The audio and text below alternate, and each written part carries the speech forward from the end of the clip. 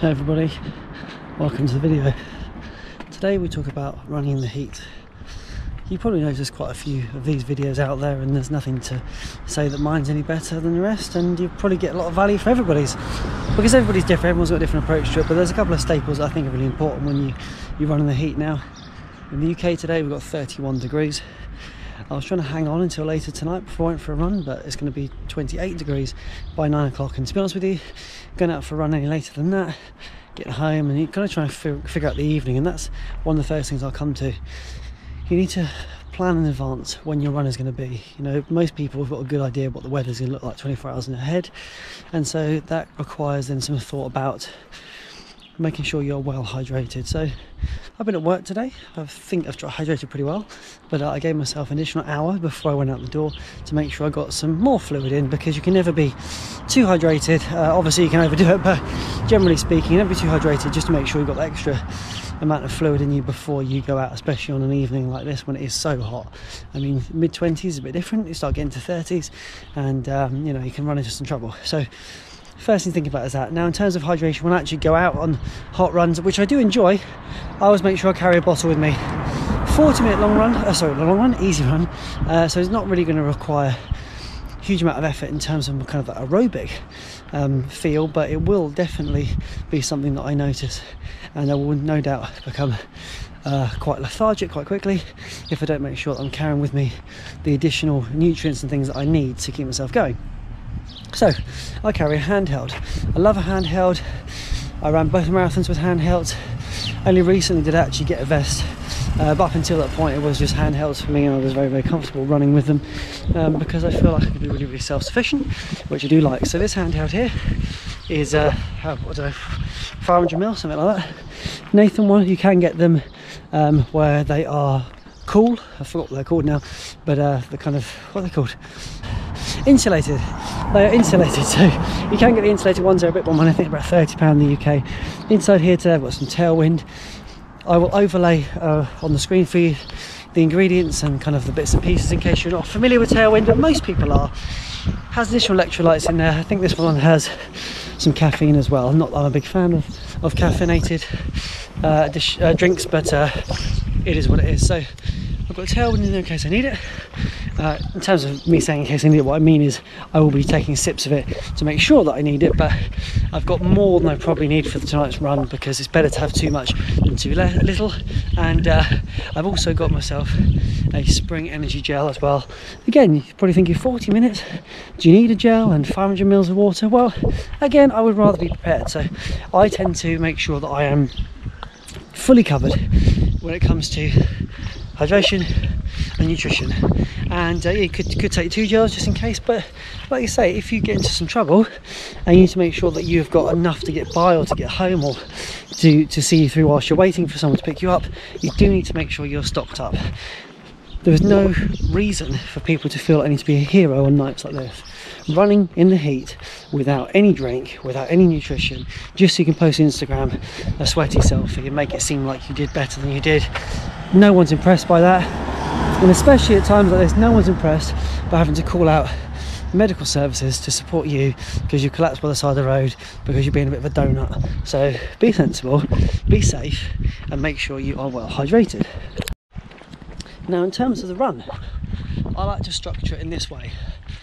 A nice 5 to 10 minute walk for a warm-up, just so you can get acclimatized to the heat, followed by a nice gentle easy pace. It can be a really light jog if you want to, something very pedestrian, nice easy breathing. I've only got a heart rate on my watch, so I can't even tell you about that, but basically you are very calm, very relaxed, and it feels like a swift walk and not something that's going to leave you breathless. I'm sure there'll be times when you will do a workout, it's some sort of sprint session or speed repeats in the heat.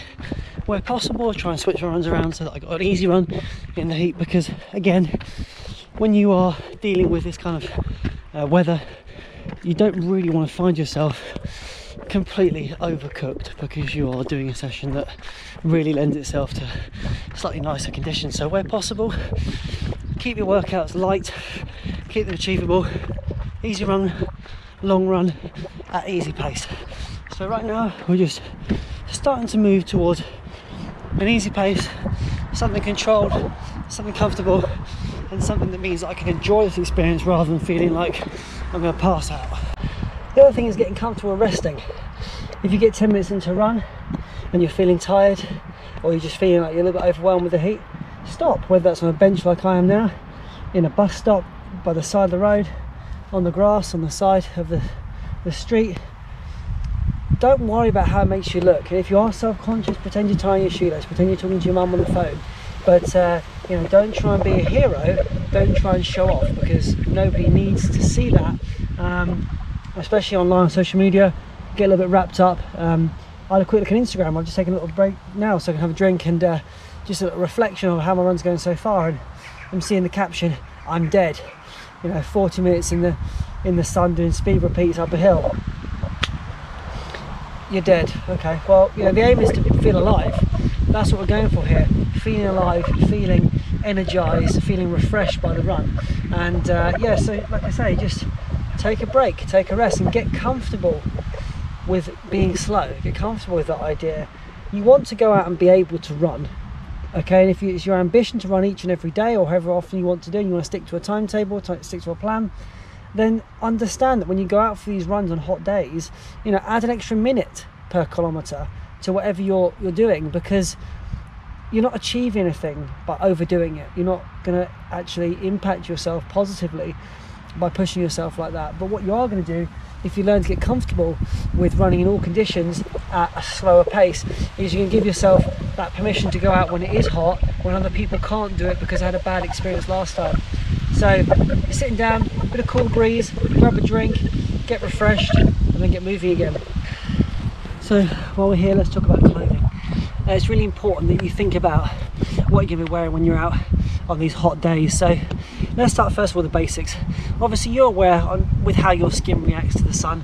You know, whether you're somebody who tans quite easily, whether you're somebody who burns, you still need to not be complacent with this. You still need to make sure that you have some sort of sun cream, some sort of protection on, because even those of us who might tan and look golden after a run in the sun, you know, you need to make sure you're protecting your skin for more reasons than just so you look like an Instagram filter.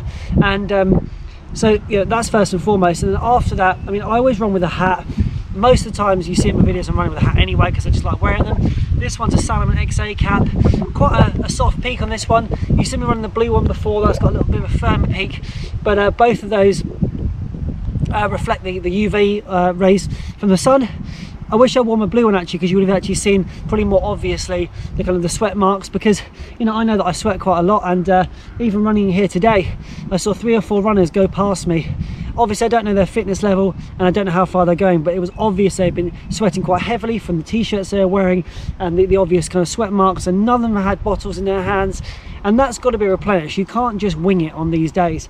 So you know, for me, I like to wear sort of real lightweight vest if I can, something that's barely touching my skin.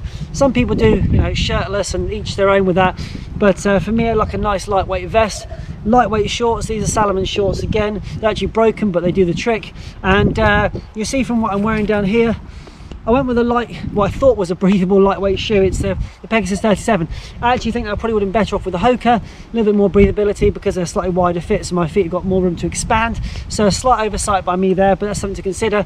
And again, you want some nice breathable socks. I've gone with Stance, each their own. This is just me kind of giving you a little bit of an insight into what goes through my mind before I go out. Hat, vest, shorts. I've got calf sleeves on. Let me be honest with you, they're really hot, they make your legs warm, but it's something that I've always worn. It's my go-to. So most people don't actually wear them during a run, but I do choose to. So it's something that I've learned to accept, but they are obviously quite warm. Other than that, it's just a case of being sensible. You know, I stood up for a little break back there and had a little bit of a head rush. I was like, whoa, it's actually pretty warm out here. So again, I just started with a nice slow walk, built back up into it. I'm about halfway through my run now. I'm going to jog home. If I get there a bit quicker, it's fine. I'm not sticking too rigidly to my kind of 40 minutes tonight. If I get back home a bit sooner or a bit later, that's no problem at all. Again, it's just being comfortable. I'm enjoying this experience. I don't want to go home and be laid up on the floor because I've just, you know, absolutely overdone it, trying to be a bit of a show off. So anyway, that kind of covers the clothing. And actually, look at this. This is what it's all about. Okay, when people are worried about their times, worried about their splits, worried about their pace, worried about all that good stuff, this is what it's about for me.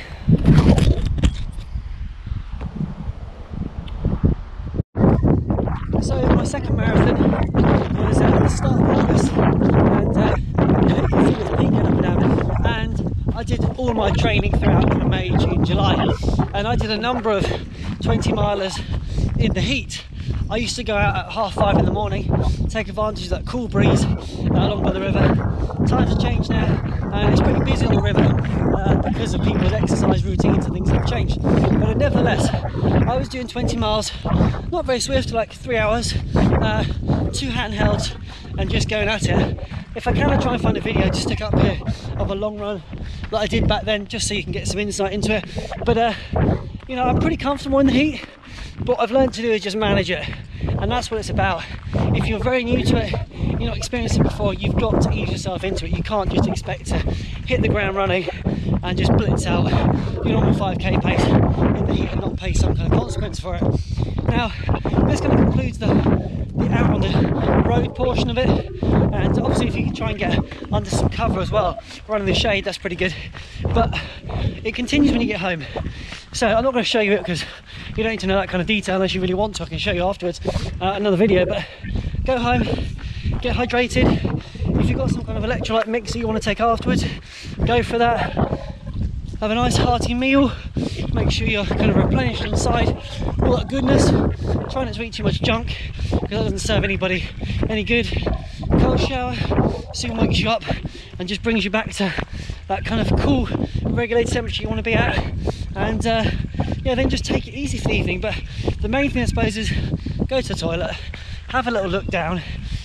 If things are looking particularly luminous, then it's probably because you're dehydrated, haven't enough water, or something else to bear in mind is these electrolyte mixes, some lambs or sheep, these electrolyte mixes sometimes cause a bit of luminosity in the results. So you might want to just obviously check that, but generally speaking it's going to be dehydration. Make sure you drink up and get it back into looking that kind of straw, nice consistent colour, and you know, you should feel good.